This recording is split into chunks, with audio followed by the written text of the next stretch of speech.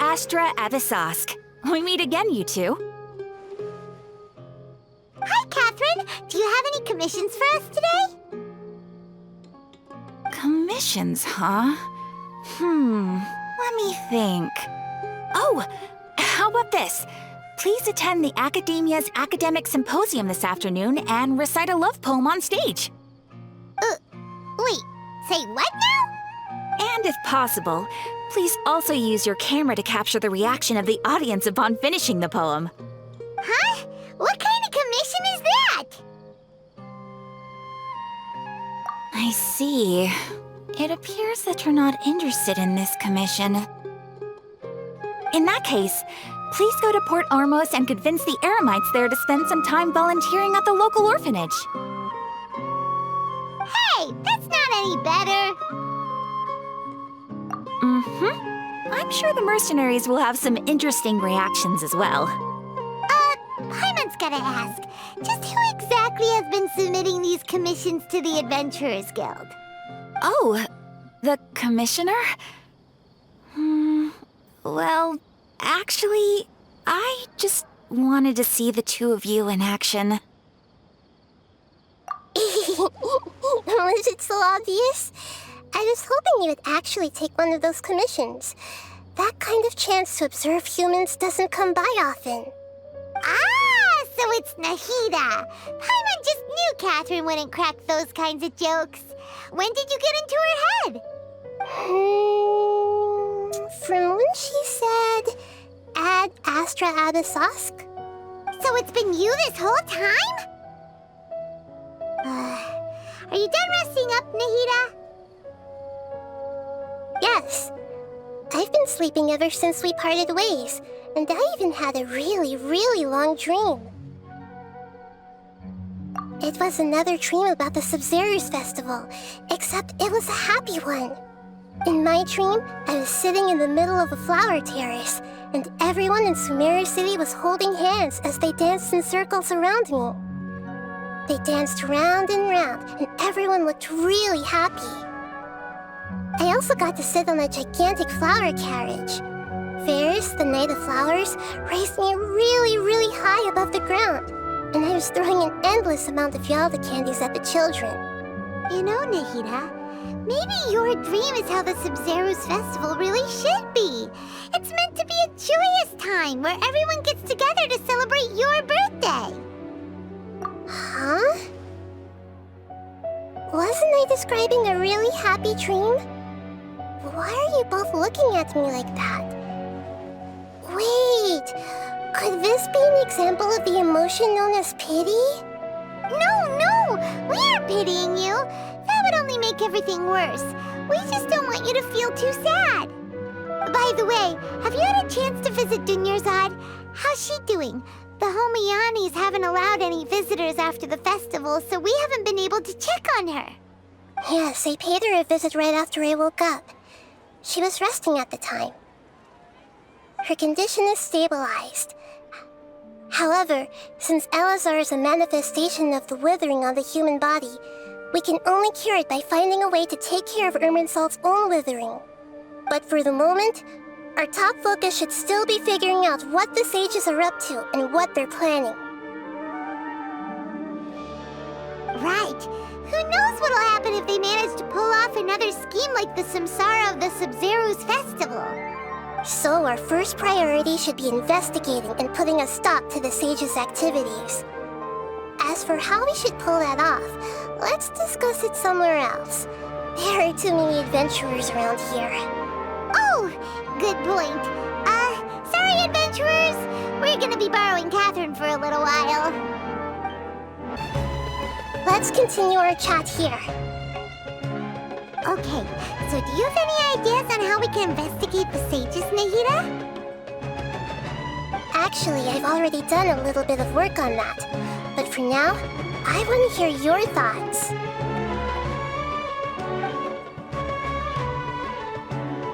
I've already tried that, but all the key members of the Academia, even the core of 30 guards, intentionally avoid wearing their Akasha terminals. It seems that from the very beginning, they've been guarding against info leaks from the Akasha.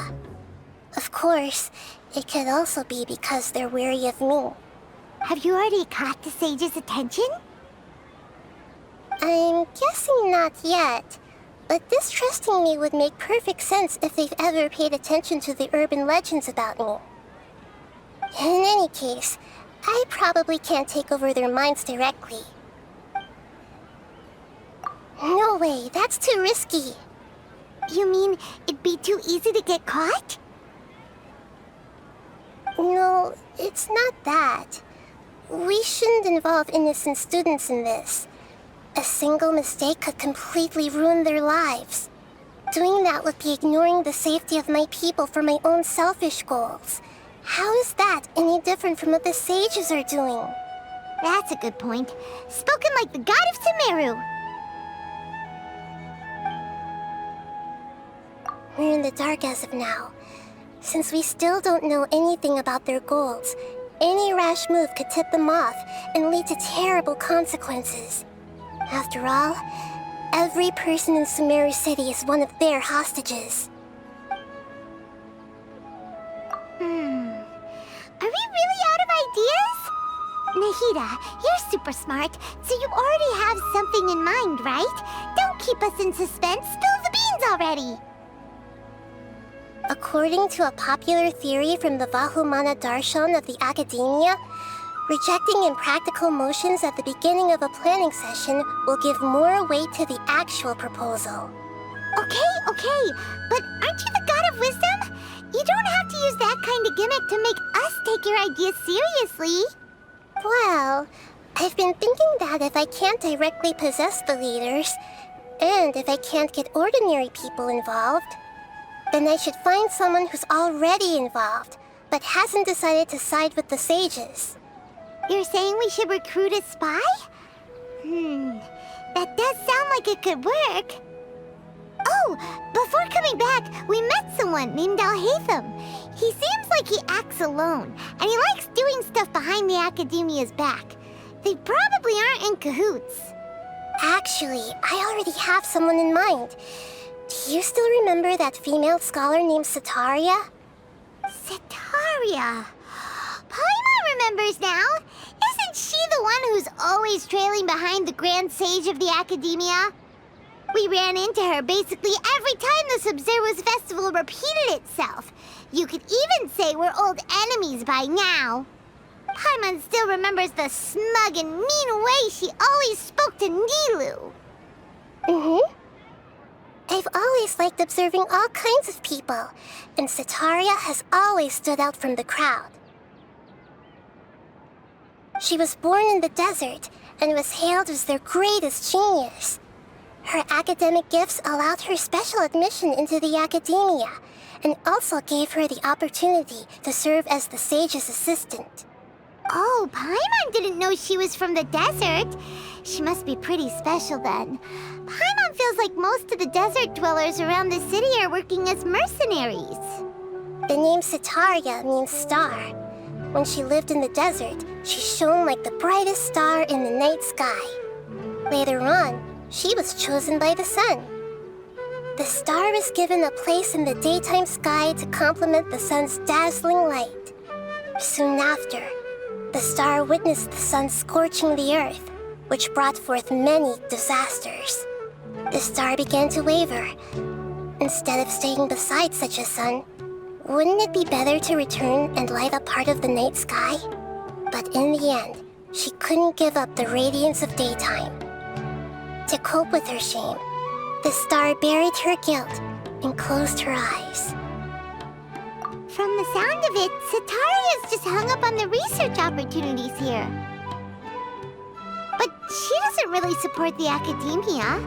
She still feels guilty about not doing more for the desert, right? She's just running away from her problems. Indeed. When they are presented with complex moral issues, many people will simply plug their ears and go with the flow until the problem can't be fixed anymore. She's suppressing a lot of guilt, but before she realized it, she had already become the sage's accomplice. She can't deny her part in their schemes anymore. Right. I must somehow make her face her problems again. That way, not only can we get useful intel from her, but she can also use it as an opportunity to redeem herself. From my past observations, Setaria will take a day off from the academia every 10 days to do some shopping in the city. Tomorrow afternoon just happens to be a shopping day for her. That'll be our chance. To prepare, let's go check out some of her favorite spots and have a quick chat with a few of the vendors there.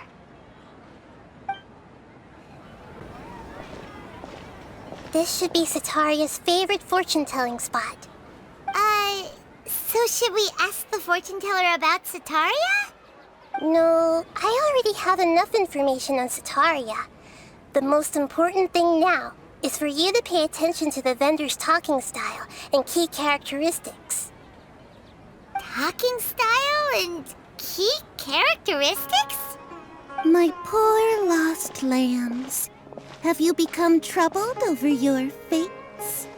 The divine voice of wisdom often echoes between mine ears.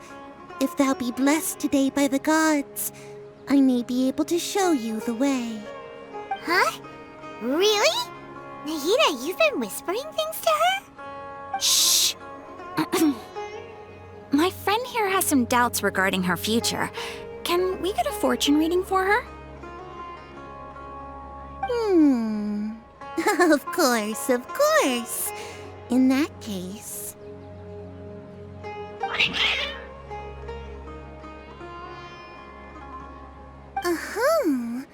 It would seem that Harut and Marut are quite wary of you. Perhaps, at some time in the past, you have somehow offended the gods. Only mocking the god of Animo, questioning the lord of Geo's financial savviness, and brawling with the god of Electro. Do those count? Oh, nothing. Go on, pick an aspect for her to divine. Health prospects, no problem at all.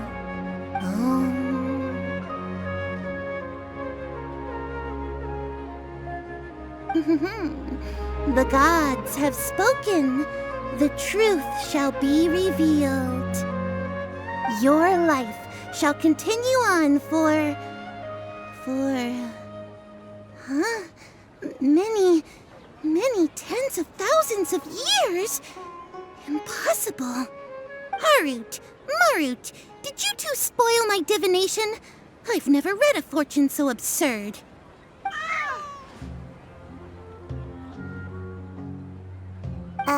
Actually, Paimon thinks this is probably the most accurate fortune-telling you've ever done.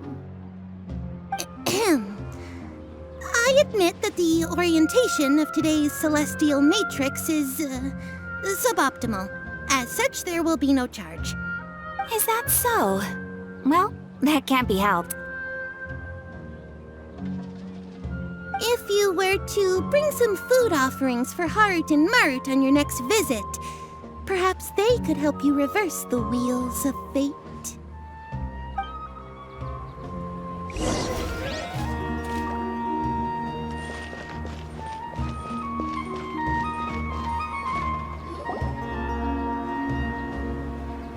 Is this another one of Setaria's favorite stalls? Yep, it belongs to a king. His father helped Setaria a lot when she first moved to Sumeru City, so she still comes by whenever she has time. When I start talking with him, listen carefully to the details of our conversation. Ah, dear customers! Would you like to look at some pottery? We caught wind of your great craftsmanship, so we specifically came to take a look. Oh, I recognize you. Aren't you Miss Catherine from the Adventurers Guild? Sounds like I'm in for some big business. Speaking of, where did you learn this trade? I suppose you could say it all started with my dad. He's a mason by trade, but I picked up an interest in clay while apprenticing for him. After that, I began making pottery by myself in secret, and I simply changed trades when my works turned out well. Although it's a pity that I'm no longer making much use of the knowledge provided to me by the Akasha. That's nice. You're making a living doing something you love. So is your father still working as a mason? Oh no, not anymore. A few years back, he fell from a roof and broke his leg. Since he had already saved enough mora over all these years, he's just enjoying the retired life in Port Ormos nowadays. I see. We wish him peace and happiness in his retirement. I'll have someone in charge of logistics at the guild come by another day for some goods. We'll leave you to it. Take care now. No problem. Rest easy, all our goods are sure to meet your every need.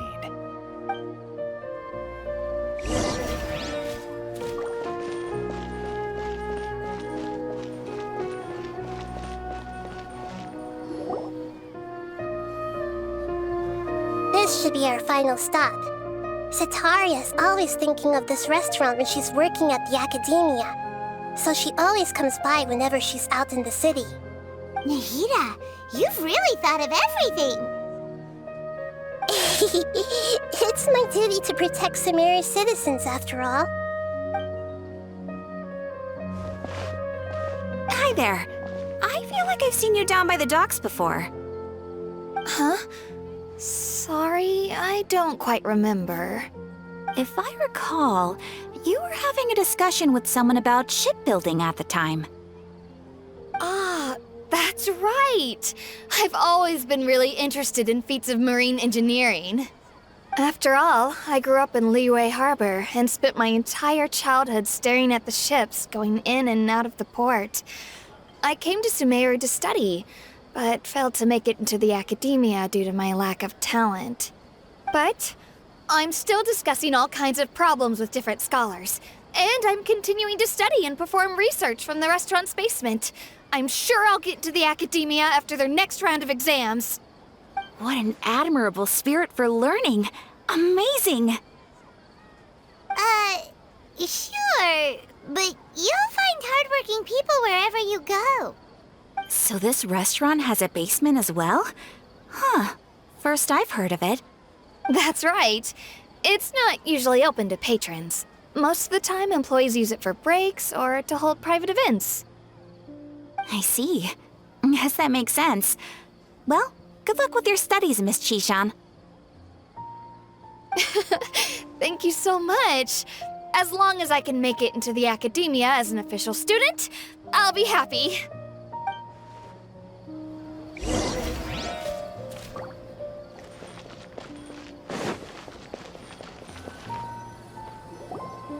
So, was that everybody? 3 familiar faces should be enough for Sataria. What's the point of all the information we've collected? Nahida, you still haven't told us how you're planning to make Sataria face her problems. Sataria is already used to avoiding her problems, so we must find a way to break through her usual sensibilities. I remember that you mentioned that the Eremites in Port Ormos are all making a fuss about the upcoming resurrection of the Scarlet King. Although it's all just a boatload of nonsense, the fate of her homeland may turn out to be Sataria's soft spot. Oh, Paimon gets it now! You want to take advantage of the guilt Sataria feels about her homeland. Although she knows she should return home to help the people of the desert, all she's done is conspire with the sages.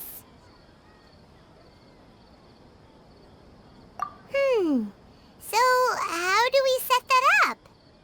Well, the Scarlet King is long gone, and Sataria is also too smart to fall for any simple tricks. If we simply engaged her under the guise of the Scarlet King's believers, she would definitely be wary of us, and we may not get anywhere.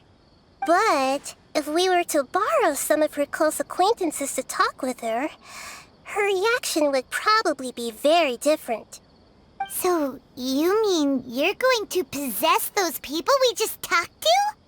Yep. Possess them through the Akasha. Imply that they've already converted to the faith of the Scarlet King, and then convey our made-up will of the Scarlet King. As long as everything goes smoothly, we'll get through to Sataria for sure. She'll never guess that we had anything to do with it. So that's how you're going to use all the info we collected on these people. It's so that you won't slip up and break form. Possessing them will only work if you can manage to pass off as them. Exactly. So, best of luck with impersonating them. Huh? Best of luck? But we don't know how to possess anyone. That's no problem at all. I'll just share all their senses with you once I've possessed them. As long as you're also wearing an Akasha terminal, the effect will basically be as if you've possessed them yourself. Huh. That is pretty convenient. But why does she have to do this? Can't you do it yourself? Although I've been observing humans for a while, I've never been good at imitating them. You're not wrong. It's always been painfully obvious whenever you try to pass as Catherine. If it was at all possible, I would have preferred to leave these people alone. But seeing how things are now, I probably should just accept it and push on. Yeah, don't beat yourself up over it. We're only doing this to help everyone, and we'll only be borrowing them for a little while anyway. Alright, then let's give it a go tomorrow afternoon.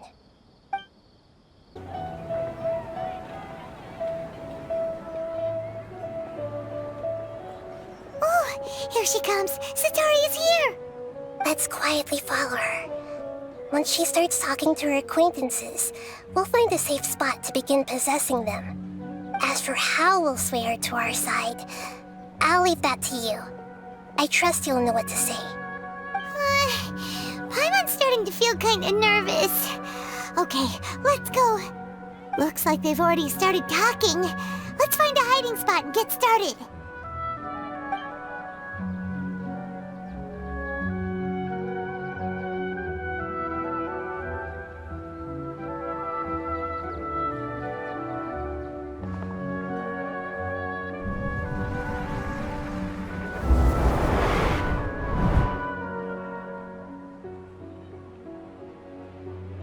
That's right. You really can't force anything when it comes to love. And besides, everyone around me has a very different background and outlook. Are you still listening to me, Nabia? Oh, of course I'm listening. You were talking about troubles with your love life, right?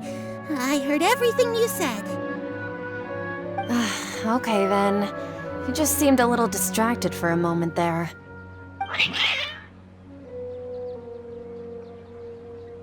Strange. Your cats seem pretty worked up. Is something wrong? I always thought they were quiet, happy kitties. Oh, what are their names again? Are you sure? Those aren't ringing a bell for some reason. Well, actually they have many names. Which names I use depends on my mood. Huh, I see. I imagine that must be hard for the kitties, too. So, which fortune do you want me to read for you today? You must have come for another echo of the divine voice of wisdom. I'd like to get another reading on my love prospects, but to be perfectly honest with you, I feel like I've been a real mess recently. A mess? Well, could you do a reading on how long it'll take me to finish my current project at work? I really just want to get it over with. I hear you. No problem at all. The gods will reveal the truth.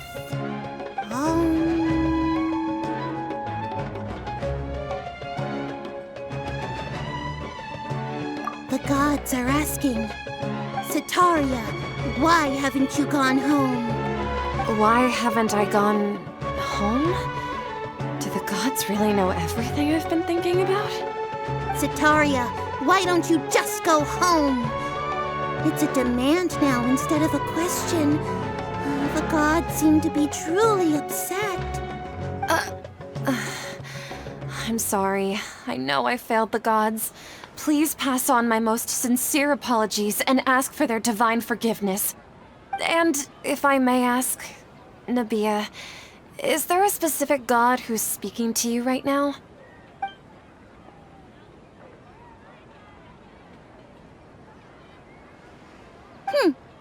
What an inconsiderate and naive question. The god who is speaking to me is, of course, the wisest and mightiest of all, the Scarlet King.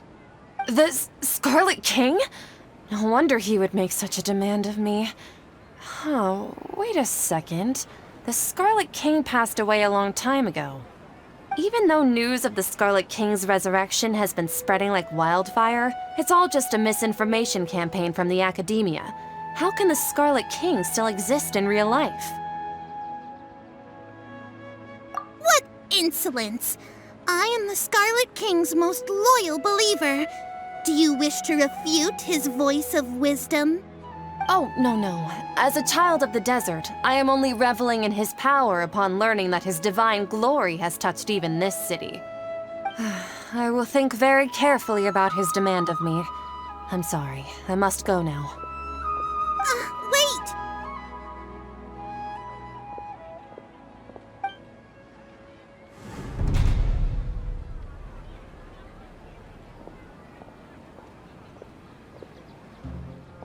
Whoa! She just ran off in a hurry. She looked pretty upset, too. Well done. Sataria didn't seem to suspect anything amiss.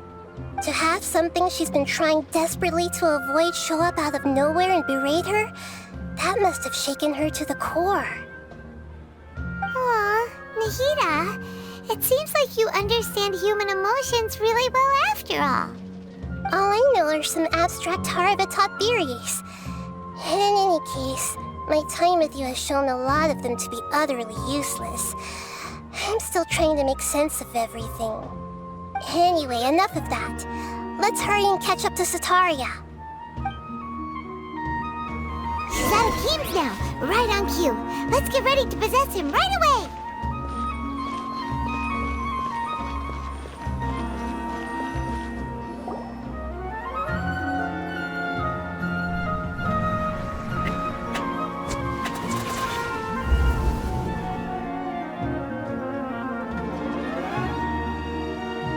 It's okay.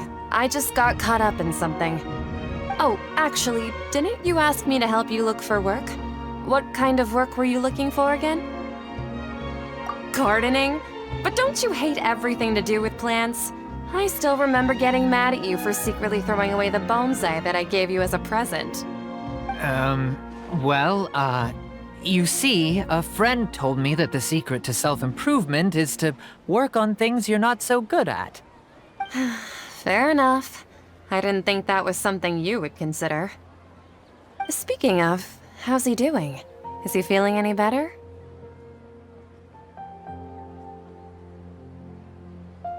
Oh, that's good to hear. I have been thinking a lot about him. If I could get some more time off, I'd love to pay him a visit. Actually, while we're talking about him, is he still living in Port Ormos? Yeah, he's been retired there for a while. If you could find the time, please write him a letter. Please pass on that recently, faith in the Scarlet King has taken root in Port Ormos and has begun to spread across Sumeru. He has a quick temper and has always been a devout follower of the Dendro Archon. I don't want him to get into a fight with those Scarlet King believers because of a difference in beliefs. Oh? So who are you siding with in all of this? The Academia or the Scarlet King? I'm so jealous of you.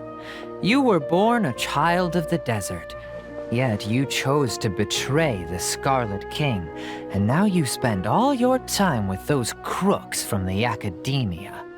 Akeem, you don't mean you've also become a believer of the Scarlet King?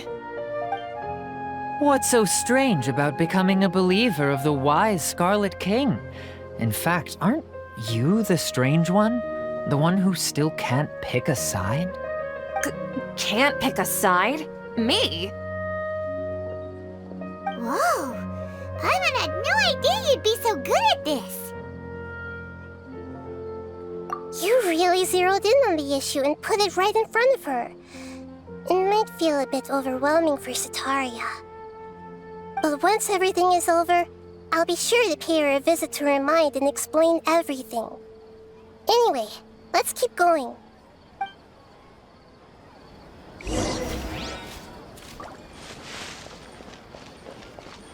Come on! Sataria's already started talking with Shishan!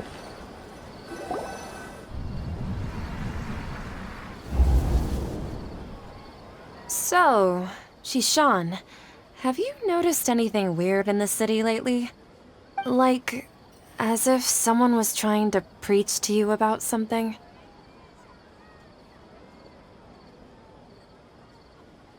Wait, did you just say attic? I thought this place didn't have an attic. Also, don't you usually study in the basement? Well, the restaurant recently added an attic. I've been studying there because it has better lighting. Oh, right. Speaking of strange things, I celebrated the Sub-Zerus festival so many times that I lost count. That was really weird.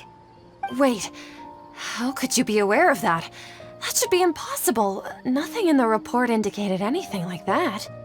Are you still failing to realize that the Academia's lowly tricks could never deceive all of Sumeru's citizens?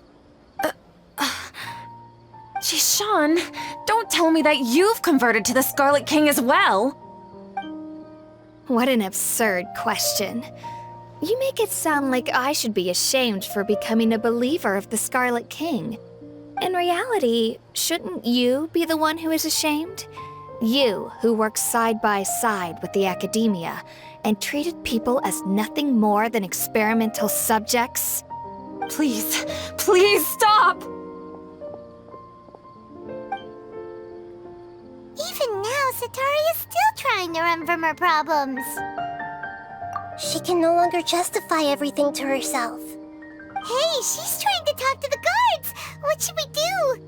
This is the most important part of all. Quick, get ready. Mercenary, you're a member of the Corps of 30, correct?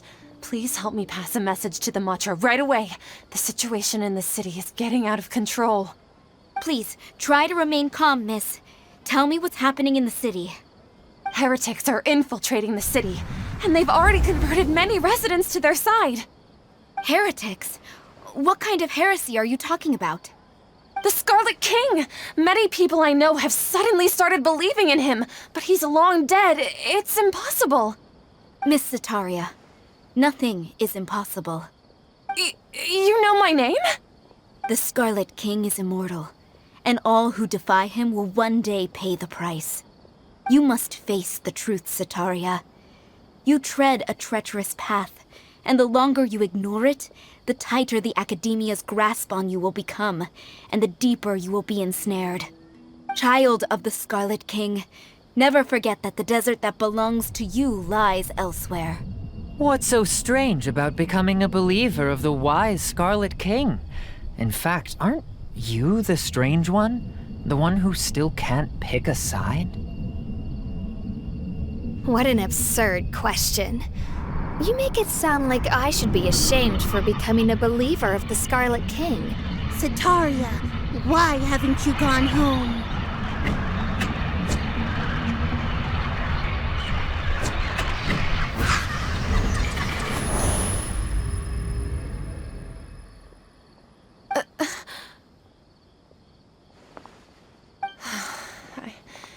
It seems that no matter where I run, I only keep finding more believers of the Scarlet King.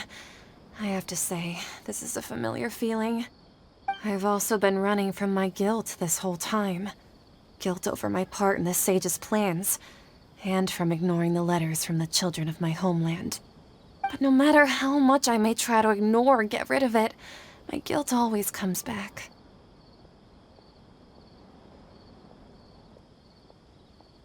You won't necessarily lose your research opportunities by facing the truth. Besides, did you really want to conduct your research while carrying such heavy feelings of guilt? How do you know me so well? Are you truly just a believer of the Scarlet King? Or are you the god himself? That's not important. The important thing is to pass judgment on the Academia and its sages, and to correct their mistakes. If you could provide some assistance in this matter, perhaps it could serve as a form of atonement. I've actually never believed in the gods, but I've always believed in serendipity. Your appearance must be a fated opportunity for me to get out of this wretched situation. Please tell me, what can I do for you? How much do you know about the Sage's current activities? I was just one of the designers for the masked dream harvest scheme, which is what happened around the Sabzeruz festival. But I know very little about the full scope of the overall project. I'd assume that only staff with the highest clearance would have access to those confidential documents. I've just been working to meet the Grand Sage's specified requirements. However, there's something that's been really bothering me. I heard that a scholar who was previously expelled has returned to the city, and even the sages are still quite wary of him. To fight against the academia, we will need to figure out the nature and the purpose of their work. Is there a way for us to get access to the confidential documents you mentioned? It should be possible if we're willing to take some risks. After all, I'm an assistant to the Grand Sage, and I've been working on many tasks outside of the project. One thing, though, I won't be able to transfer the documents to you through the Akasha once I get my hands on them. The sages have always closely monitored all activities within the Akasha. Let me see... let's use the most primitive method. Send someone to pick up the documents tomorrow evening at the Academia entrance. The Academia entrance. Wouldn't that be too conspicuous? Don't worry about that. I assure you, this won't be a trap. I'm only suggesting this location because it'll draw more scrutiny for me to leave the Academia again. It'll be safest for me to distract the guards long enough to hand you the documents. All right, I trust you. So, if I were to successfully complete this task, would it mean I've atoned for my wrongdoings? That'll depend on the judgment of the Dendro Archon. The Dendro Archon. That's right. Her people are the ones we have endangered. As the god of wisdom, she's also the one responsible for judging and guiding the scholars. Maybe it's time for me to find a god to believe in. Just as Nahida predicted, we've managed to bring Sataria to our side! The Traveler's execution was ingenious. She's the one who deserves all the praise. Well, now that we've made plans to meet again tomorrow evening, all we can do is pray for Sataria's mission to go off without a hitch. Pray? But if we're going to pray to the gods, aren't we just praying to you? God of wisdom and guardian of the scholars? No. The truth is the true guardian of scholars. I've always believed that. Anyway, let's meet again tomorrow evening at the Adventurers Guild. Catherine, we're here! Oh, you are the other Catherine, right? That's right. I suppose I'm the other Catherine in your mind. Shh! We're on a secret mission tonight, so we need to protect Catherine's identity. Yep, Paimon's right. We cannot fully rule out the chance that the meetup tonight is just a trap. If something were to happen, my existence may be the only trump card we'll be able to play. After all, the Academia should still be unable to confirm the existence of my consciousness in the outside world. Yep, exactly, just what Paimon was thinking. Anyway, enough about that. Let's just make sure to be on our guard. Off? What do you feel is off? It's the middle of the night. Of course it's quiet. You're not getting paranoid, are you? No, I think she's right. It really is a lot quieter than usual. If you look around, there seems to be fewer people on the streets. I'm not sure if this is the case for the entire city, though. Huh. Maybe it's just a coincidence. Maybe Sataria figured out a way to not only distract the guards, but also to get everyone to go to sleep early, just so we can exchange the documents in peace. I also can't quite figure out why things feel a little off. But now that we're here, let's go ahead and meet her as we planned. Well, regardless, as long as you're here with us, Paimon feels a little safer.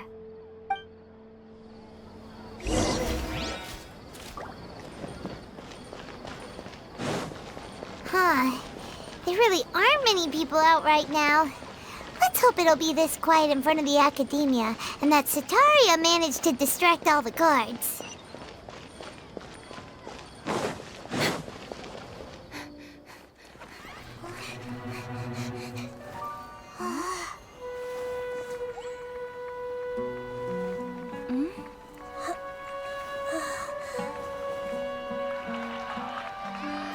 What are all these people doing here at this hour of the night? Ah, the triumphant hero returns at last. And to a rather spectacular welcome, even if I do say so myself. You're the outcast, expelled from the academia. Indeed I am. Although these days they tend to call me the Doctor.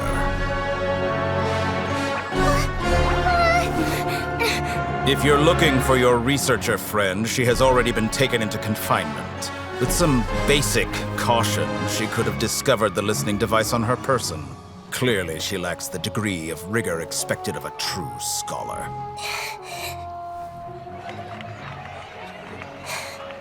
The people of Sumeru City. What have you done to them? I simply made some minor adjustments to their Akasha terminals.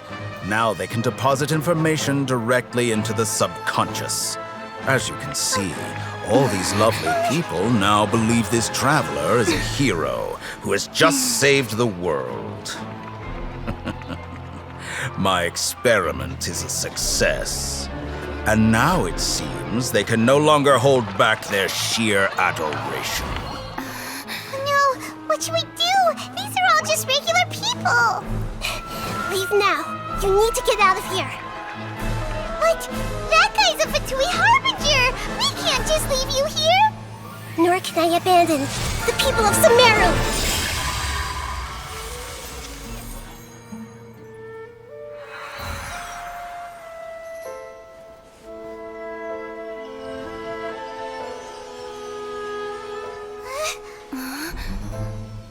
Don't worry.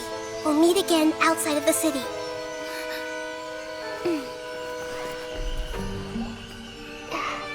I see. You appear to have overridden their mental faculties with your own consciousness. To possess such a powerful mind, you must be the god of wisdom.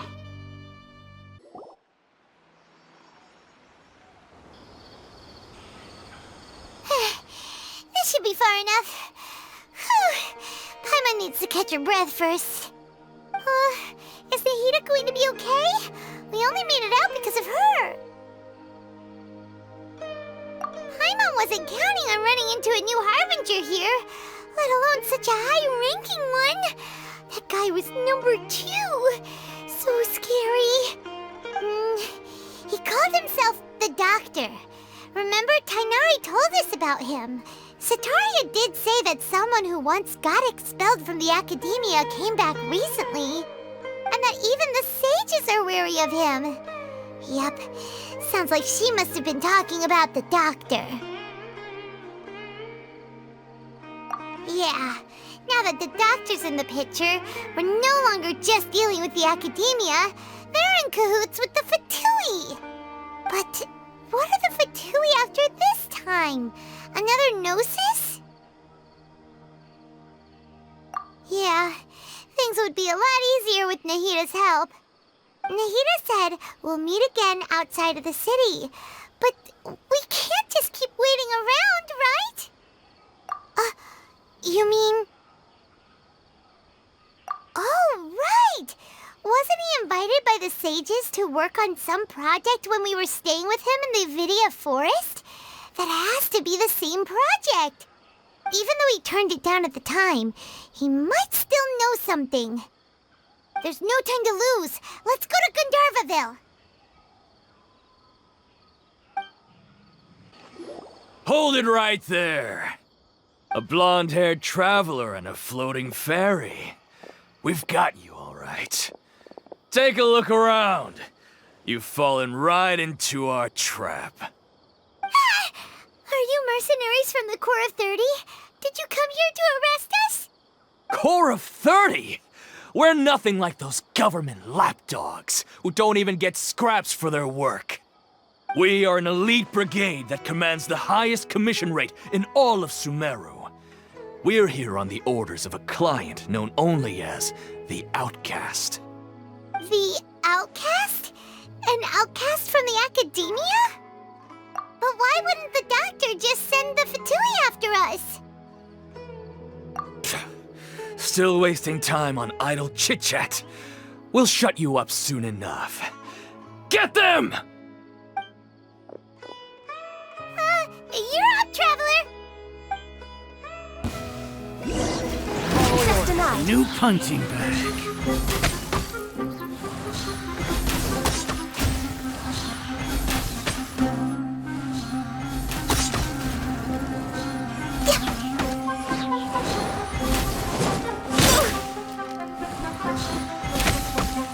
No touching!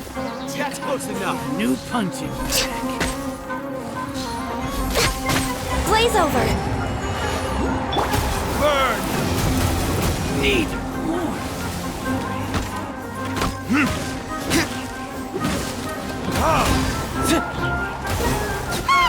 It isn't over yet! Here comes reinforcements!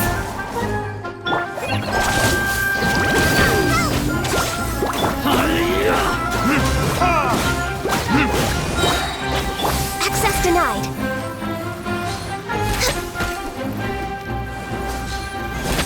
Need. No tricks up your sleeve.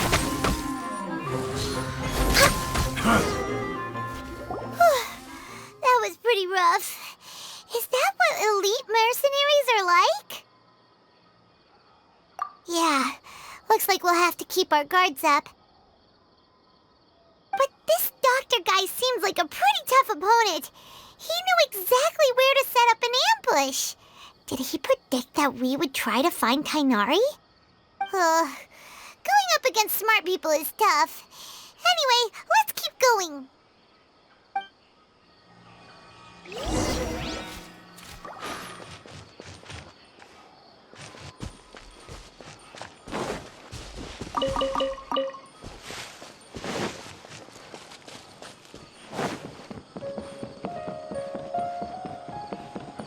I'll have to grab a drink with Flame Maid when I'm back in the city.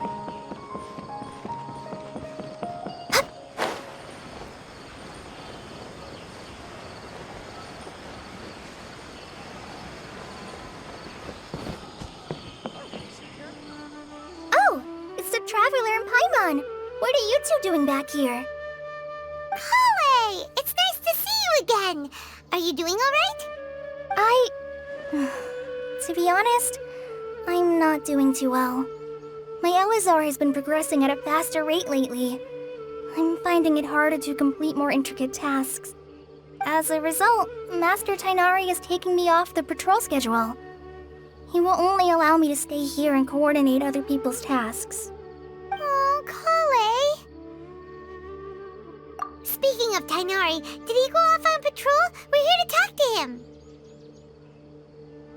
Oh, Master Tighnari?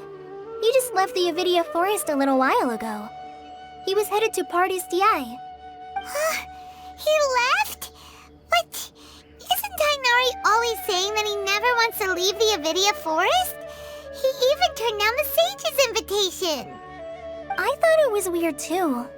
Master Tighnari always prioritizes his work as a forest watcher above everything. He almost never leaves his post. He left in a hurry this time, though. No, I only found out that he left through a message he left behind. He also made sure to delegate all his tasks using a schedule. To leave in such a hurry? I'd guess he had something urgent to take care of. Master Tighnari originally studied in the Amorta Darshan of the Academia, and Partis DI is something like the Amorta's research base. Many rare shrubs and grasses have been planted there for research. I know that before he became a forest watcher, Master Tainari once spent a long time conducting research at Pardis-Di. A research base, huh? Gotta wonder what kind of research Tainari just decided to work on all of a sudden. Oh, we don't have a lot of time, so let's go look for him at Pardis-Di. Don't worry, I'm fine. I'm used to living with Elazar by now. If you run into Master Tainari, please send him my regards. Got it. Will do. See you later, Kale. Wait! Look who it is! Thank goodness you're okay. We were so worried about you. Hey! This was supposed to be a touching reunion, but you're ruining the moment! Actually, it's very smart of the traveler to be wary of me right now. After all, the doctor has shown that his technology can apparently even control human minds. Plus, it's not like you could have known what happened after we split up and I was facing the doctor by myself. Even a pool of stagnant water after a torrential storm can occasionally pass as a patch of sky. Paimon feels like only the real Nahida could come up with such an obscure analogy. Huh? But I wasn't trying to win your trust or anything. All I wanted was to clarify my point. Well, we understand that point now. Please, Nahida, tell us more about what happened. Are those poor people all right? When you left, I was still in the middle of restoring everyone's minds. Thankfully, when the doctor mentioned depositing information into the subconscious, he didn't mean engraving information into their minds. Instead, he did something closer to creating hallucinations. That was still within my power to fix. Luckily, I managed to finish my restorations and mind jump away from him just as he was about to capture me. Whew. What a relief. The doctor sure pulled out some hidden cards, but good thing we had Nahida with us. I wouldn't be relieved just yet. I gave away my true identity when I restored everyone's minds, which means we've lost another one of our trump cards. Also, the doctor is already an expert at modifying Akasha terminals. Maybe it's only a matter of time until he captures my consciousness inside the Akasha. Would that mean you'd no longer be able to jump between minds? Then how do we stop him? He's still at the academia, so it's possible he already started messing with the Akasha. Ugh, it feels like he's toying with us. What a nasty piece of work. Plus, the doctor's combat ability alone is apparently enough to make him worthy of being number 2 of the Fatui. We shouldn't give up hope just yet. Let's try to find another way to attack this problem. Actually, Nahida, how did you know we were trying to get to Pardis-Di? Have you been waiting for us? Yes, I have. I can see the traveler's elemental energy, so I deduced her destination by looking at the direction you were moving in. You didn't come here for sightseeing, right? Did you find any leads? We're looking for a scholar we know. His name is Tainari, and the sages once tried to reach out to him. Why don't you come inside with us and see what we can find? Okay, let's just hope we won't get him into trouble.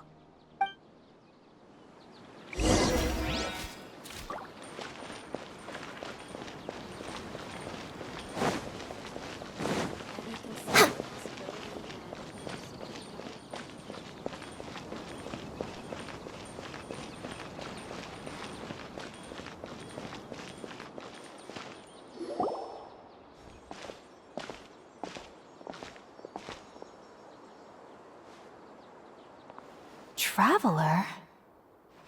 It is you! Ah! The voice! It's Hypatia! Ah, what a pleasant surprise! It's so nice to see the two of you again. Who's this? She's a scholar we met in the Avidia Forest. When we last saw each other, she was still training in the... what's it called? Satyavada life? Oh, I see. That's right, we're old friends. You've come at just the right time. Ever since I've come here, hardly anyone has even talked to me. Hypatia, you're way too excited about this. Actually, for you to leave the Avidya Forest means... you're not in training anymore? Wait, no. Did you already finish your training and reach Paripurna life? What do you think? My consciousness has already managed to make contact with the divine. You did it? Congratulations! It's so exhilarating to share this sublime joy with others at long last!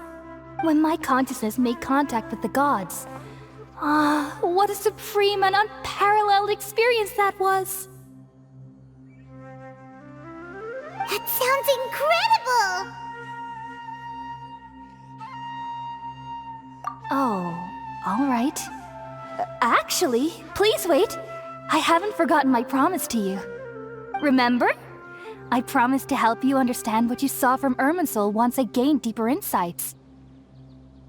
My current self has not only gained true insight, but I can even help you establish a direct connection to the consciousness of the divine. You can do that? I've never heard of anything like that, but if you want to give it a try, I'll do my best to protect your consciousness during the process. Hold on. I brought some spirit borneal with me. This is still a crucial part of the ceremony. We're using that incense again? All right now. Hold my hand. I'll help you establish a pathway to connect your consciousness. Okay. Ready?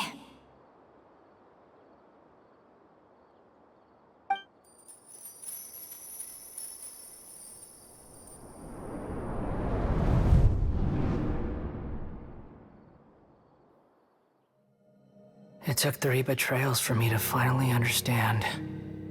The world is just an elaborate tapestry of lies. My fury will never be quelled. The first to betray me was a god. My creator. My mother. Valuing strength above all, she saw no worth in me and I was discarded. The second was a human. My family. My friend. Consumed by fear, he saw me as an abomination. The third was one exactly like me. A hope for the future. A fledgling barely out of the nest.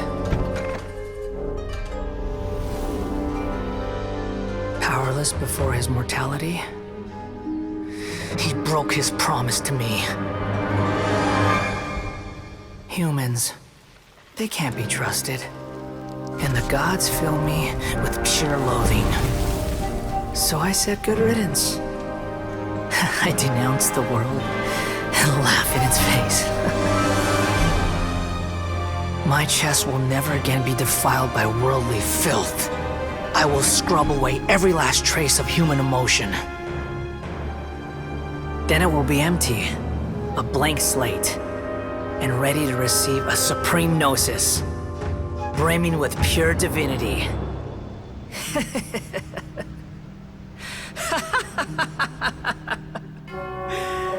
There is no need to fear. The pain will be brief. Your era is coming to an end.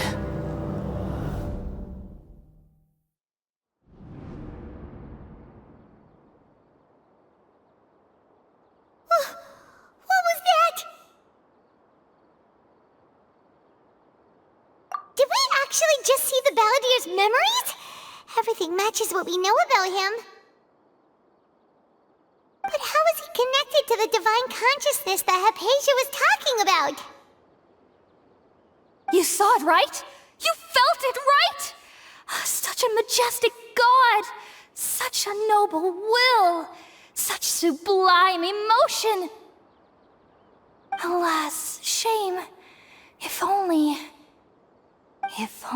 that which beats within my chest wasn't a filthy mortal heart. Oh, great and merciful God, please grant me forgiveness and salvation. Do you understand now? I'm afraid this is no periporno life, but rather...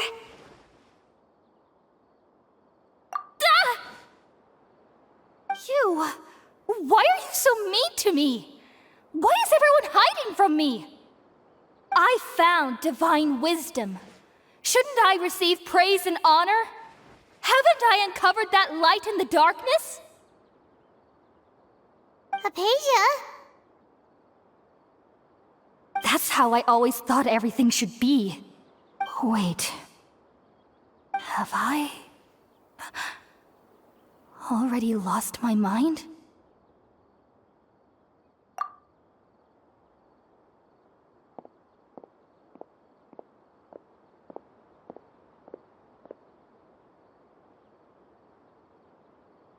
Wait, something isn't right.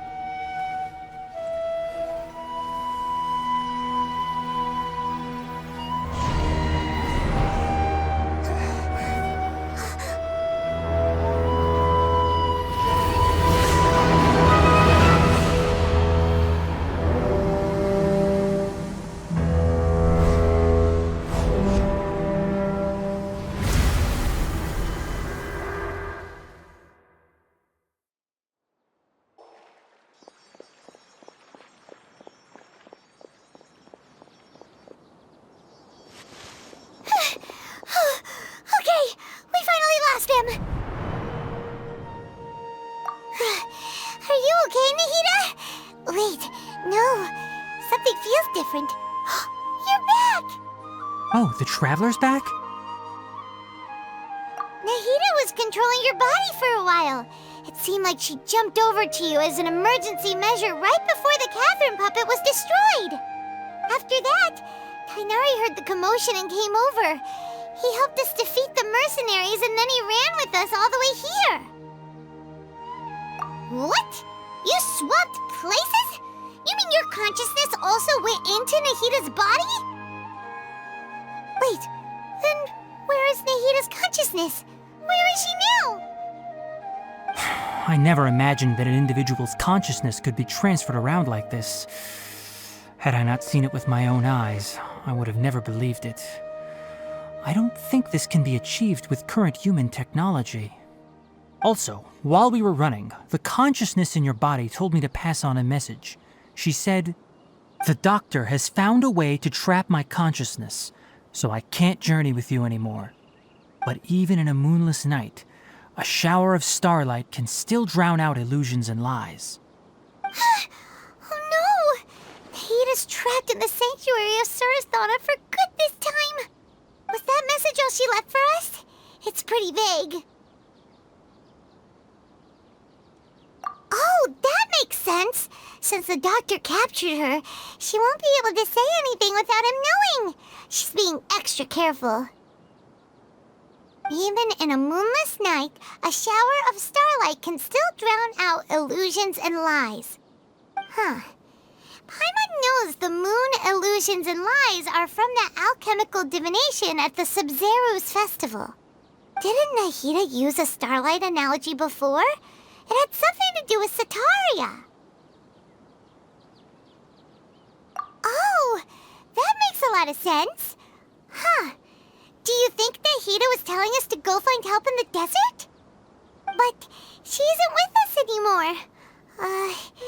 Think we'll be okay? Paimon, you said Sanctuary of Surasthana. Does this mean that this Nahida you're talking about, the consciousness who was occupying the traveler's body, is the Dendro Archon? Your guess is correct, but the situation's a bit complicated, so it's really hard for us to explain right now. That's all right. A scholar's curiosity doesn't need to be appeased right away. As for the complicated nature of the situation, safe to say I have witnessed that for myself. I've spent some time with you, and it looks like the Dendro Archon's also on your side, so I trust you. Thank you, Tainari. Oh, actually, we came here to ask you a question. What do you know about the project that the sages have been working on? Ah, that. While I was indeed invited to join that project, the sages were always secretive about its scope and goals, so I eventually declined. All I know is that that project has something to do with the restoration of Irminsul. Huh? Did you see something when you were in Nahida's body? What? Do you have any evidence?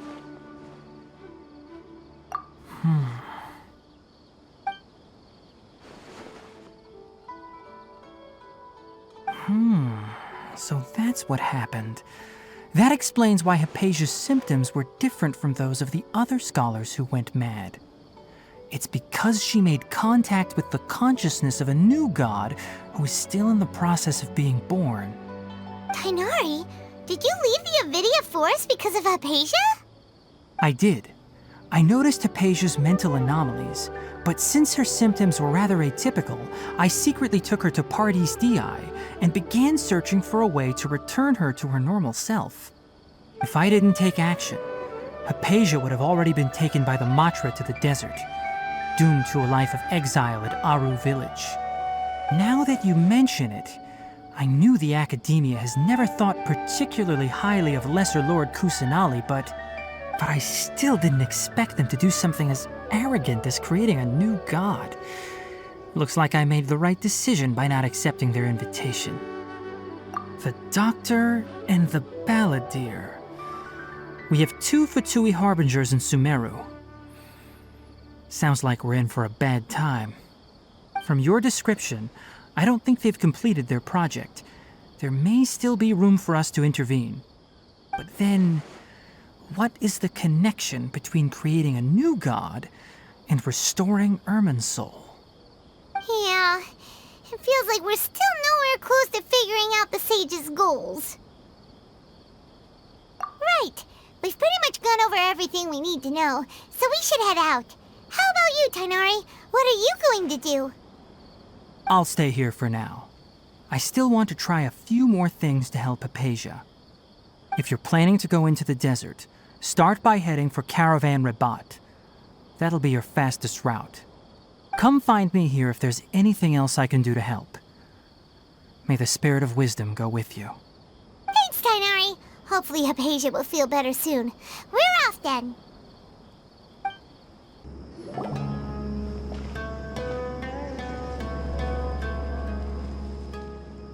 We finally made it to Caravan Rabat. It's pretty lively here. So, just past this wall is the desert, huh? Oh, wow. Paimon remembers hearing people call this the Wall of Samiel. It's made to block sandstorms from the outside. Oh, if it's this tall, it's gotta be the divine work of Greater Lord Rukkhadevata, right?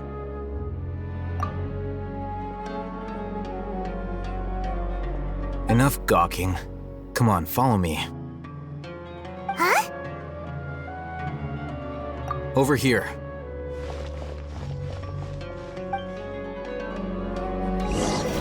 Oh, Hatham went that way! Let's hurry up and follow him. Wonder what he's up to.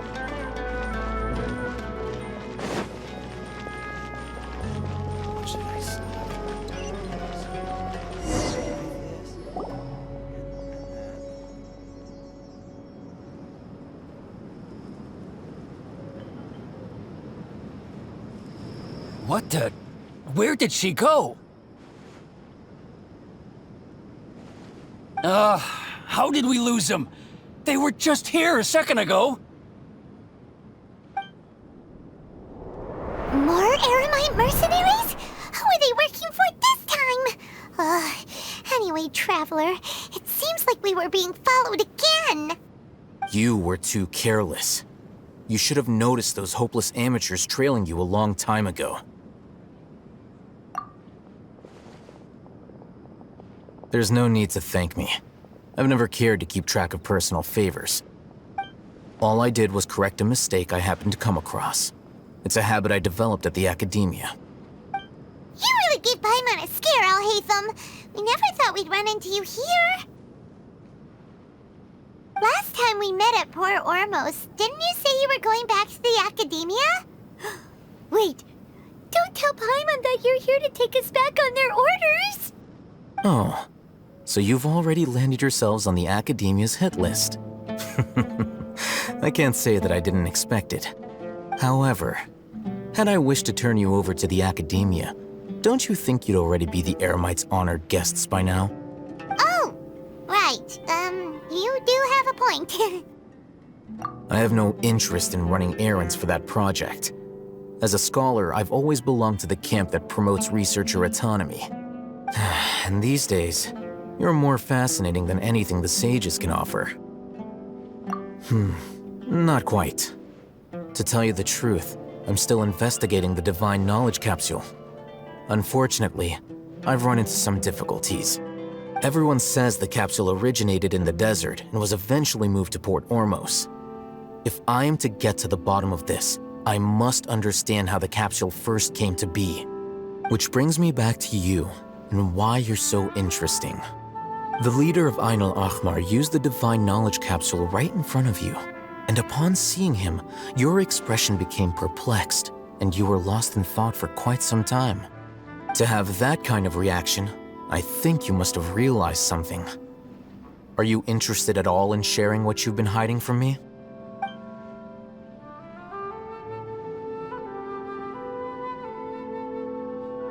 Alhaitham, you really have a ridiculous eye for detail. What kind of person even notices or remembers stuff like that? So that's your answer. Well, I do work for the academia after all. So considering that, it is indeed wise to keep your cards close to your chest. But that does prove you do have some undisclosed information about the divine knowledge capsule. Am I right? No matter. Rather than simply learning the answers from you, I'd still prefer to investigate on my own. Speaking of, you two are also headed to the desert? That's right! We have the same plan as you! But we don't really have any concrete goals at the moment. Then I'd suggest starting with Aru Village. It's the largest settlement in the desert, so it'll probably have more resources and intel than anywhere else. Well, it's always better to travel with someone you know. Let's go!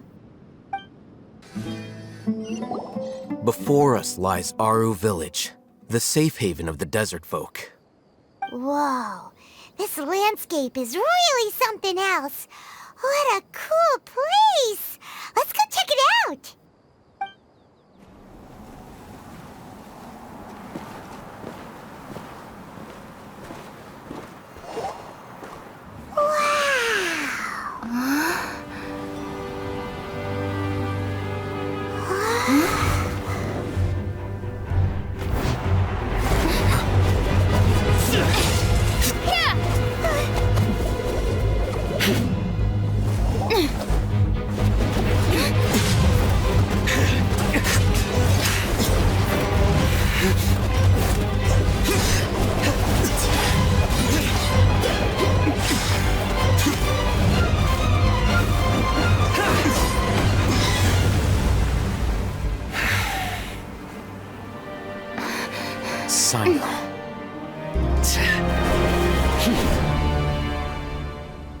Unless my memory fails me, we have barely spoken 2 words to each other before now at the academia.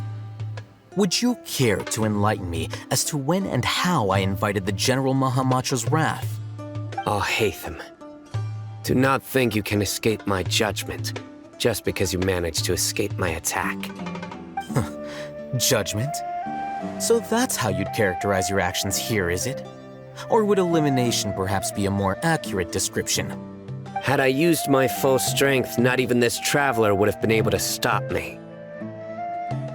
Though styled like an assassination, I sought only to ensure that my target would be unable to flee or resist. Standard practice for the Matra, as well you know. Seemed to me more like your own personal touch. Who is that, Alhaitham? Did you call him General Mahamatra? Yes. General Mahamatra Sino, head of all the Matra at the Academia. He's a formidable hunter, and the ultimate nightmare for any who have committed academic crimes. You seem to have placed a lot of trust in Alhaitham, to the point of blocking an attack for him. If I were you, I'd never choose to side with him. I wouldn't believe a single word that comes out of his mouth. I have been pursuing this scribe for a long time. I urge you, stand back and do not seek to defend him any longer. Otherwise, there will be consequences. Has Alhaitham done something wrong? Paimon doesn't think he's as bad as you've made him out to be. I won't waste my breath explaining things. Alhaitham, I saw it during our fight. Take it out. The divine knowledge capsule you're hiding on your person. Unless you want me to retrieve it for myself. Very perceptive of you. Nothing escapes a Matra's senses. Wait, the divine knowledge capsule? Didn't it fall into the Matra's hands in Port Ormos? No wonder you speak with such confidence, Sino. But I must admit, I'm very curious. What does this capsule mean to you? And why, as General Mahamatra of the Academia, are you all alone in the desert? As far as I'm aware, the other Matra have been speculating about your disappearance. Have you been given a mission that's, let's say, morally dubious? If I was the real target of your mission, what was stopping you from simply using your authority and resources to judge me within the walls of the Academia? I should have known you'd be difficult to deal with. You two? Ugh! What should we do, Traveler? Paimon feels like we can't trust either of them. Ahem. Well, look at you two, acting all tough and self-righteous over there. Wait, Dia?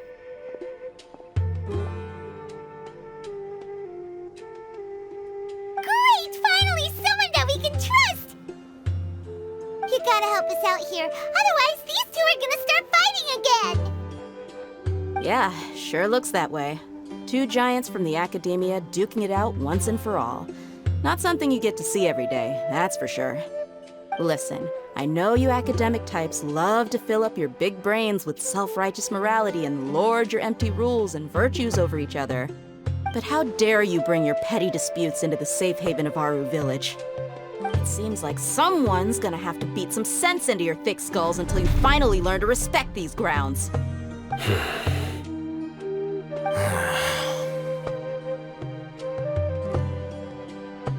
Hey, did either of you hear a word I just said?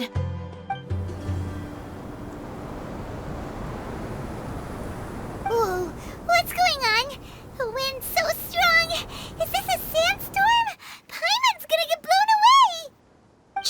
Another sandstorm? What's up with these recently? Hey! All of you, over here, quickly!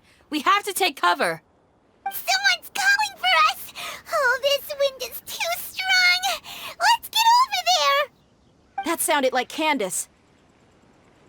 Come on, you two. Jeez, are all of you Academia folks such hard work? Move it! All right, stop yelling.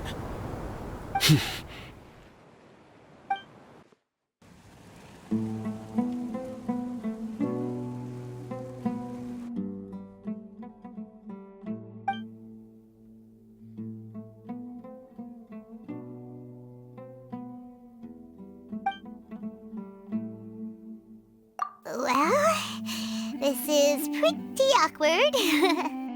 Hey, wanna play sardines with 3 people who wanna tear each other limb from limb? Sure, why not? Sounds fun.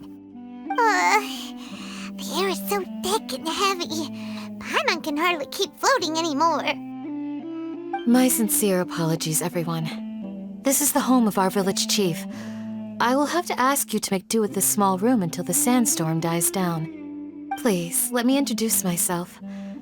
I am Candace, protector of Aru Village. Our savior has come at last! Nice to meet you, Candace. The name's Paimon. Thank you so much for helping us. There's no need to thank me. It's only right to help each other when the weather gets rough. Wow, she's so gentle and caring, like a nice older sister. Unlike those guys over there. All right, now that we're all better acquainted, we should return to the topic at hand. As a guardian charged with the responsibility to protect my fellow villagers from harm, I was observing your conflict from afar, even before the sandstorm started. And now that you have set foot within our village itself, it is all the more my responsibility to make absolutely sure that you pose no threat whatsoever to us. So please, have an honest and sincere conversation with one another, and put your hostile feelings to rest. If anyone dares to start anything again while they are under this roof, I will not hesitate to send them out for some quality time with the creatures of the sandstorm. Oh, on second thought, Paimon may have misjudged Candace's character.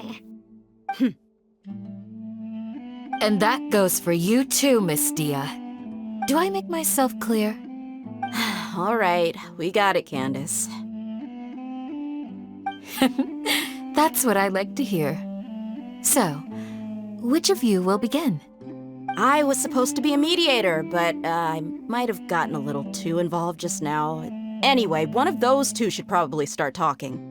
Wait, that was you trying to be a mediator? I have nothing to hide, so there's no shame in explaining myself. While Alhaitham wasn't wrong about the other Matra not knowing my whereabouts, it's not because I've been assigned a morally dubious mission. Rather, I've chosen to exile myself. Huh? Exile yourself? A little while ago, I discovered that there was data missing in the Academia's project planning and development files. What little they did report clearly did not match the project's actual progress. As General Mahamatra, I had the responsibility and authority to request an audit. However, to my surprise, the person responsible for the erroneous data was none other than Grand Sage Azar himself. I tried to investigate the issue myself before submitting a formal audit request, but I soon found that all leads and potential pieces of incriminating evidence were carefully concealed from me. I began to realize that they were cautious of me from the very beginning. Unsurprisingly, the Grand Sage rejected my audit request as soon as the submission reached his desk. He even said to me, "The power of the General Mahamatra is granted by the sages. You have no right to judge us." So they really are up to no good. I realized then that to the Grand Sage, the Matra are nothing more than tools for the sages to assert and maintain their control over knowledge. The vows that we took, the principles that we strive to uphold, they are meaningless to the academia of today. I believed it would be wise to flee the academia before the sages had a chance to take action against me. This way, they can no longer see nor predict my actions. I will never give up on this investigation. There's no need for someone else to give me power or authority. Once I find the truth, I will administer judgment by my own name. Sino seems to have the same goal as us. We're all investigating the sages. Plus, now that he's no longer the General Mahamatra, he somehow feels a lot less scary.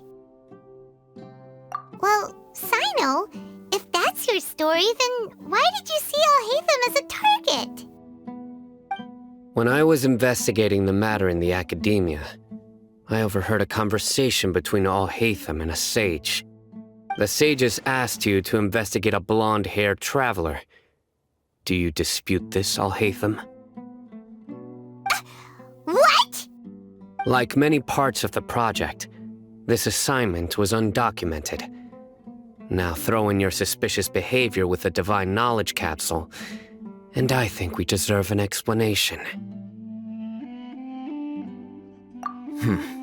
Yes. I was indeed tasked with investigating the traveler. Alhaitham! After all, the promised reward was so great that hardly any scholar could have refused. The sage told me, once you've completed this assignment, I can give you a glimpse of divine knowledge. A most enticing offer. Unfortunately, those academics don't know me at all. Their words contained one key piece of information, namely that divine knowledge indeed exists. That gave me all I needed to know. From my perspective, the sages are far from trustworthy. Think about it. Isn't it a little strange they're so willing to share divine knowledge with anyone, even as a reward? So, I began my own investigation following the lead of the divine knowledge capsule.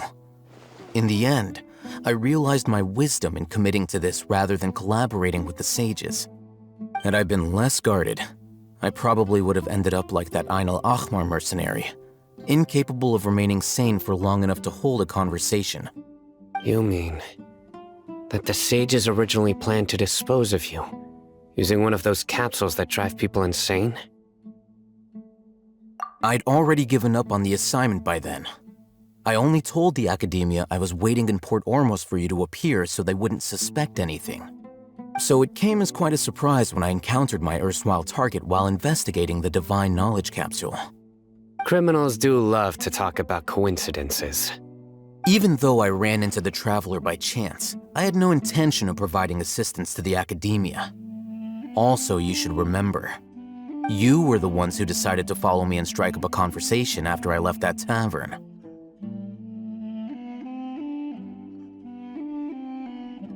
That's true.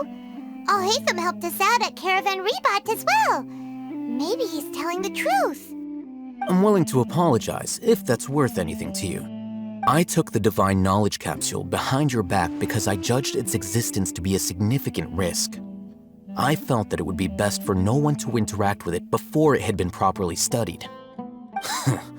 After all, curiosity often proves to be the most dangerous thing in this land. You should be well aware, Scribe Alhaitham, that curiosity can also lead you to danger and suspicion. Answer me this. Did the sages share any information about their project with you? Have I not made myself clear? You and I are both distrusted by the academia. Do you really think they would tell me anything? Fine. Although you haven't completely proven your innocence, I won't regard you as an enemy, for now. As you wish. Good. I'm glad to see you two clearing up your misunderstandings. And now you, Dia. I believe it's your turn. Oh, sorry. Whatever the boys were talking about must have been so boring that I spaced out. My situation is pretty straightforward. My employer, Dunyarzad of the Homayani family, is friends with the traveler and is currently recovering from her illness at home. I had nothing going on, so I decided to return to Aru village for a visit. I was actually looking forward to a pretty exciting time getting back together with everyone here. But then I saw these two random guys in the middle of a pointless argument. It ticked me off, and things went downhill from there. Is that all? Well, I will admit that definitely sounds like your style. In that case, welcome back, Dia. That's more like it. I missed you all so much, Candace.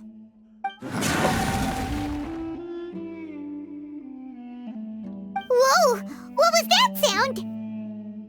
No need to worry. Now that you're no longer at each other's throats, please make yourselves at home. I'll take a quick trip outside to clear out some of those creatures in the sandstorm. Creatures? In the sandstorm? Are you sure you don't want some backup? Fighting in a sandstorm is not for the faint-hearted. Anyone without extensive training in these conditions is at a disadvantage. You needn't worry. Yeah, just leave him to Candace. Don't worry, she's as tough as they come.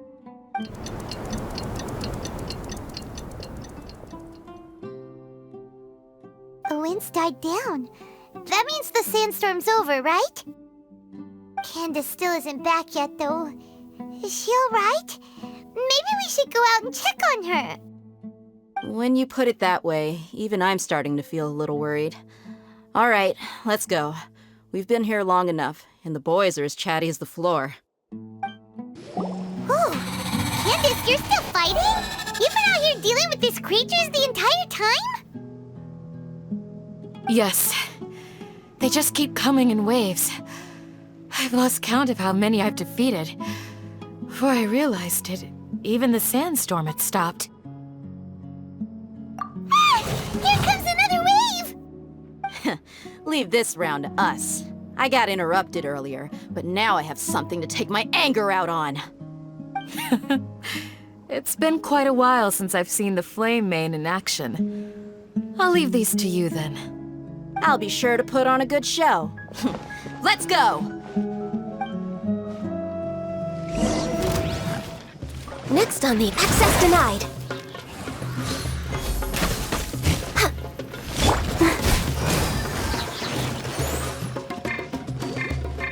Brace yourselves. Verdict is...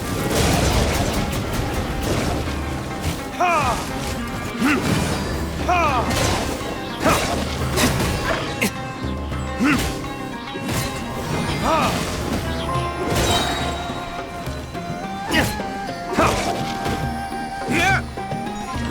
Yahoo! Here comes another wave! When are they ever gonna let up? Next on no touching.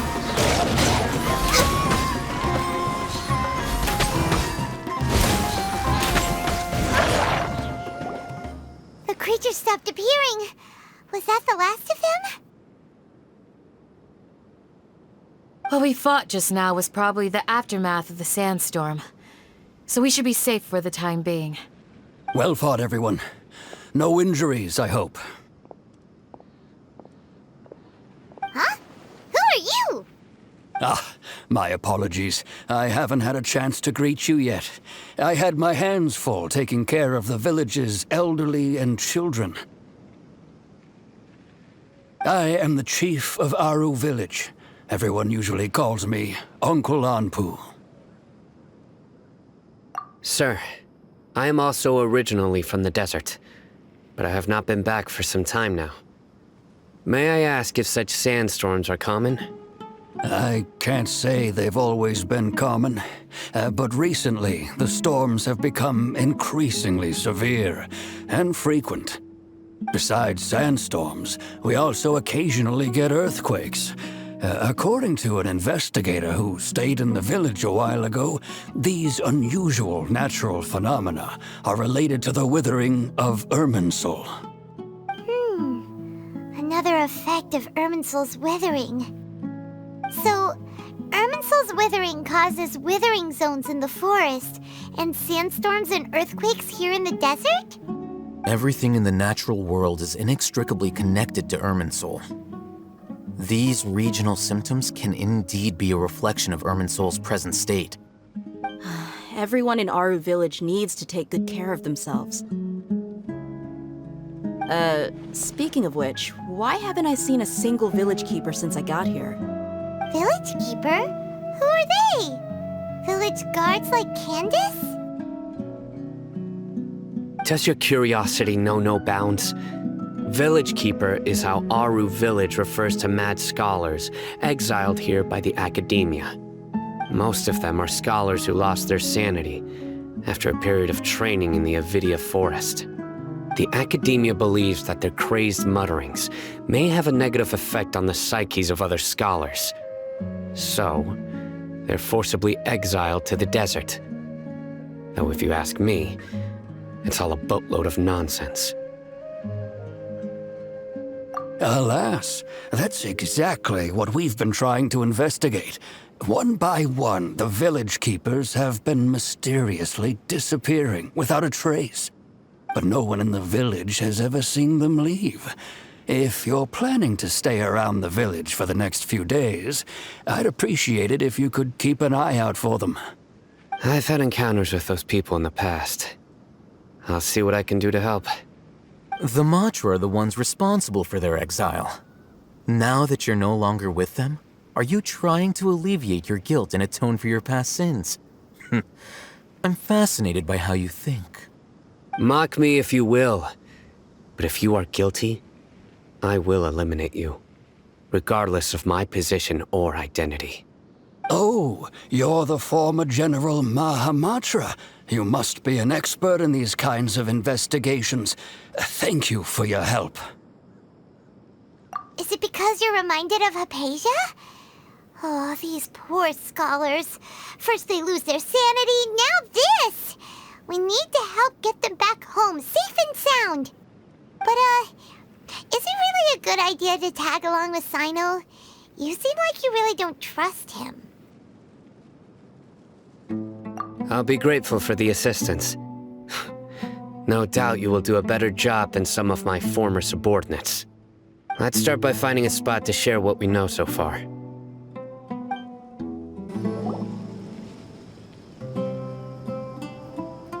Although I've sent myself into exile, I'm still doing essentially the same things as before. Do you still have any questions for me before we start our investigation? One of my former subordinates told me that this title has its origins in a strange incident. The Academia has long exiled mad scholars to Aru Village. A mysterious phenomenon exists here. When mad scholars first arrive, they are as incoherent and deranged as before. But after spending some time here, they invariably begin to calm down. Initially, the people of Aru Village greatly resented having to take in the mad scholars. But a strange incident one night changed that. Aru Village was struck by the strongest earthquake in living memory. Seeing buildings on the verge of collapse all around him, the then chief of the village was preparing to take everyone to safety. Suddenly, he noticed a mad scholar crouching in a corner, caressing the ground with his hands. A soft, green light radiated from him, like a divine glow against the backdrop of night. Despite the powerful tremors that ripped through the ground that night, all the houses remained upright, almost as if they had grown roots reaching deep into the ground. In the end, not a single building collapsed, and no one was hurt. After that, the people of Aru Village treated the mad scholars with greater kindness, and began to refer to them as the village keepers. A soft green light? A mad scholar protecting Aru Village? What do you make of it, Traveler? Paimon thinks so too. Actually, Sino, do you know if any of the mad scholars continued to wear their Akasha terminals at Aru Village? In theory, they would continue wearing them so the Academia could still monitor their activities. With that said, the main Akasha system would no longer have any interaction with them. Oh, no wonder! Everything makes sense then!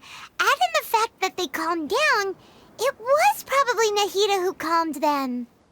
If you are able to draw a conclusion from this one story alone, then it appears you possess much more information than I do. So, what do you make of the story? Really? Lesser Lord Kusanali. What? You don't believe us? Lesser Lord Kusanali was definitely using the Akasha to give her power to the mad scholars! No, it's not so much that I don't believe you. I'm just struck by your reasoning. Lesser Lord Kusanali, the current Dendro Archon, is she really active in Sumeru? The Academia has always placed far greater importance on the late Greater Lord Rukkhadevata. They've more or less ignored Lesser Lord Kusanali, and I've never had any reason to doubt their views. In addition, I've never heard any stories about Lesser Lord Kusanali and her deeds. To me, she might as well have been a god that never existed. No way! Nahida definitely exists! She's a... how should Paimon put it? She's a good Archon who's kind and wise, even if she says weird stuff sometimes. I've spent many years interrogating criminals, so I can easily tell when someone is lying. Good! Then you should know that we're telling the truth! That look in your eyes. I've never seen that from a liar. You two really must have met Lesser Lord Kusanali. How can this be? To think, our Archon has been amongst us this entire time. Alright, now it's our turn to put our skills to good use for this investigation. But easier said than done, especially since we don't have any leads. Maybe we can start by knocking on some doors. Excuse me, are you here to help me find my grandpa? Huh? Who are you? By the sounds of it, a resident of this village.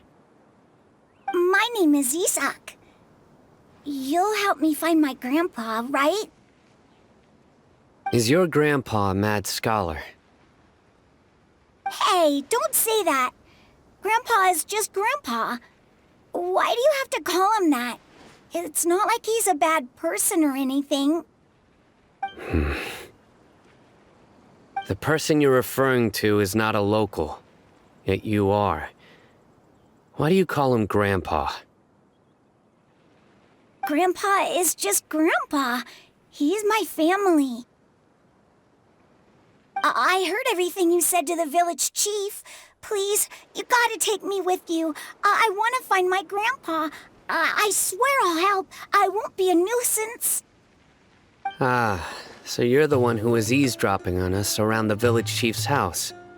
I was planning to go out and take care of whoever it was, but I had a vague feeling that they didn't harbor any ill intent. Whoa. Hatham wasn't kidding about Matra having sharp senses. Sino, he's just a kid. All he wants is to find his grandpa. Let's find a way to help him. Sorry. I was only listening in because I wanted to know where Grandpa went. Honest. If you don't believe me, you can ask Miss Candace. All right. But first, let's confirm the facts with Candace.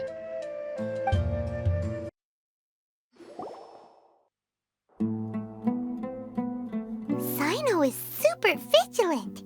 Is this what all the Matra are like? Ah, you're back already. We just wanted to confirm something with you. Do you know a boy by the name of Isak? I had a feeling he'd go looking for you. Huh? You knew this would happen? Yes. Although he tried his best to stay hidden, I still noticed him eavesdropping outside the window. He really wants to get his grandfather back. Isak's parents were both Aramite mercenaries who rarely returned to the village after finding employment in the city. He was raised by his grandfather. Unfortunately, it was only a few years before his grandpa passed away. Isak was still very young at the time, so various families in the village took turns caring for him so he could survive. Later, an elderly mad scholar arrived at the village. Isak thought the scholar bore a striking resemblance to his grandfather, and thus often spied on the man. However, the scholar was unkempt in appearance and incoherent in speech. Although Isak referred to the man as his grandpa, he was afraid and didn't dare to approach him. One summer night, the oft mumbling and bumbling grandpa suddenly calmed down and seemed to become more lucid. He even noticed Isak hiding in the distance. So Grandpa walked up to Isak and patted him on the head. He even took Isak to the entrance of the village, where he patiently taught the boy the names of the stars, and accompanied Isak until he fell asleep. The next morning, Isak woke up and wanted to go find his grandpa again, only to realize his grandpa no longer recognized him. However, even so, Grandpa retained his calm expression. It's said that those who saw the scholar claimed he no longer appeared to be crazy, but appeared to be living in his own world, almost as if he were sleepwalking. Isak was thrilled that his grandpa was able to find peace, and would follow him all the time, asking him things like, "Grandpa, want me to take you somewhere fun?" Or, "Grandpa, could you tell me stories about the stars again?" All this somehow just makes Paimon feel really sad. It seems like they both deserve so much better. Perhaps. Nearly everyone who lives in the desert has some form of hardship or regret. But even so, we must still continue on with our lives. It's also my reason for fighting. I must continue to protect this land.